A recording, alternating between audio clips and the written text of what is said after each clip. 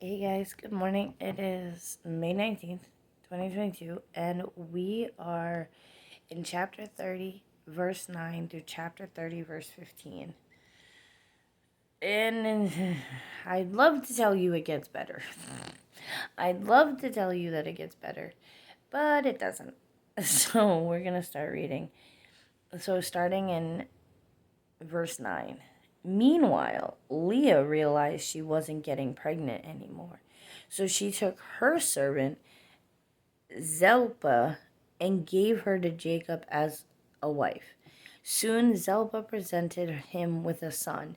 Leah named him Gad, for she said, "My fortunate, how fortunate am I." Then Zilpah gave Jacob a second son, and Leah named him Asher, for she said, "What joy is mine! Now the other woman will celebrate with me." One day during the wheat harvest, Reuben found some mandrakes growing in the field and brought them to his mother. Rachel begged Leah, "Please give me some of your son's mandrakes." But Leah angrily replied, "Wasn't it enough that you stole my husband? Now you will steal my son's mandrakes too?" Leah answered, I will let Jacob sleep with you tonight if you give me some of the mandrakes." Say what now? Sorry I reacted that way, but really? Again? So we see this competition. We see this is inherent competition between Leah and Rachel. So we saw Rachel yesterday. We hopped all over that. Now it's Leah's turn. And Leah's sitting here seeing Rachel having sons, and she now cannot have kids. So she gives her servant to Jacob to have kids for her so that she could be up against Rachel. I don't know about you, but I really don't feel like that's a reason to have kids. I don't really. I mean, I understand the competition thing because I'm human and I feel the same way about certain things. But when we read this, our mind kind of goes, "What? You're doing what? You see what's happening with your sister, but you're going to go down the same path?" And then we see another part of this. Leah has something. Leah has these mandrakes, and Rachel wants them. But Leah, instead of giving them to her, gets angry and says, "You stole my husband. I'm not giving you this. You're going to steal this from me too."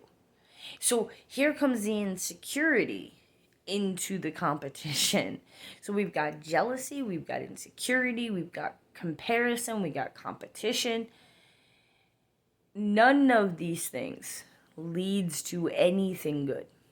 None of these things leads to peace. It's just a big, bald mess of constant stress. Because Leah and Rachel are constantly going at it, and Leah and Rachel are constantly trying to one up each other. Seems really stressful.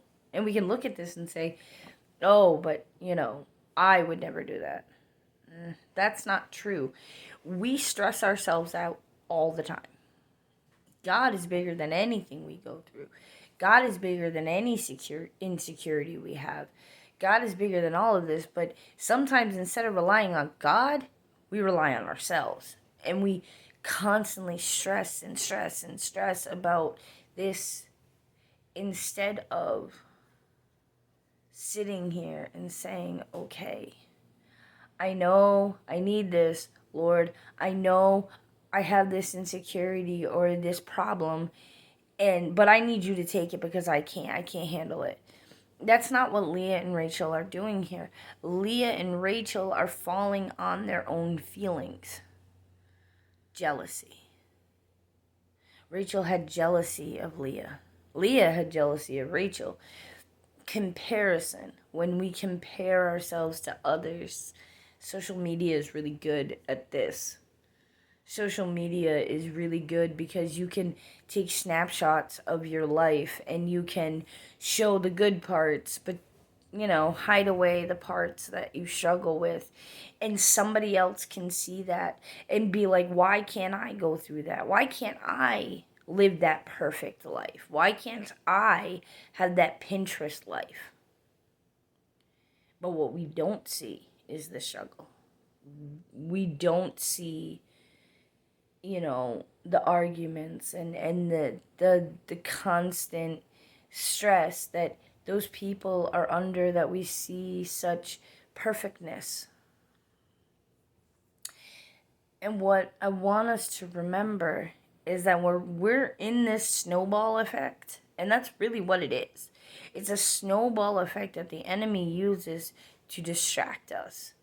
So when we sit there and become jealous, then we become insecure because we're jealous of what that other person has, and then we become angry because of the fact that we're jealous and insecure, and we're constantly comparing ourselves and saying, well, I'm I'm a good person, why can't I have that? I'm a good person, why can't I have that kind of money? Why can't I have that house? Why can't I have that whatever? We see this rapid snowball effect, and we're seeing that here because Leah and Rachel are pulling pages from the book of Sarah, which aren't good pages to pull, but they're saying, oh, we can't do this, so we're going to have our servants do it, and then we're going to claim that it's ours. Come on now. You kind of want to look at them and be like, do you not see what's going on here? Read between the lines. But remember, this is real time. This is real emotions. These are real people. These are real broken humans who are going through this. And I always want to go back to the fact that we can flip the page. We can flip the page and we can see. We can see salvation. We can see the ending of the story. And we can see the effects of what people do to other people, or the effects of the negative emotions that people are feeling. We can see all that because it's already been written. But it's really hard to see in our own lives because our story isn't written fully. I'm 38. I'm going to be 39 in a couple months. And I have no idea what my 39th year is going to look like. I have no idea what even, next week is going to look like. None of us do. God does, but none of us have an idea. So when we look at these people, as hard as it can be sometimes, when we look at them, we have to see real time. We have to see real life. So they are struggling with real emotions. We all have jealousy. We all have envy. We all have, insecurities.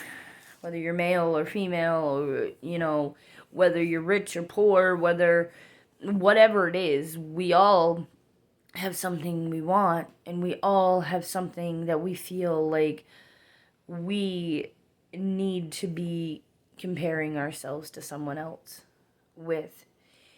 And then the second part of this is kind of in a way reminding me of Esau and Jacob. So Rachel sees that Reuben, Leah's son, finds mandrakes. And she wants them. She is willing to give her husband to Leah for them. So she wants to fulfill her flesh just like Esau did. And she wants to give Leah the thing that she's actually fighting over to fulfill that need. Just like Esau did with Jacob. Esau wanted the stew. Jacob had it. Esau gave up his birthright. We do that too, don't we? We sit there and say, I need this. I am hungry for this. And it doesn't always have to be food. It's other things too. But we will compromise what we truly know to be right and to be righteous. And what God says, we compromise that because our flesh wants something, because we want something so badly that we are okay with compromise. And we're going to learn about compromise. It's going to be a little while, but we're going to learn about compromise in the book of Daniel. The book of Daniel shows us, Daniel himself shows us that we should not compromise.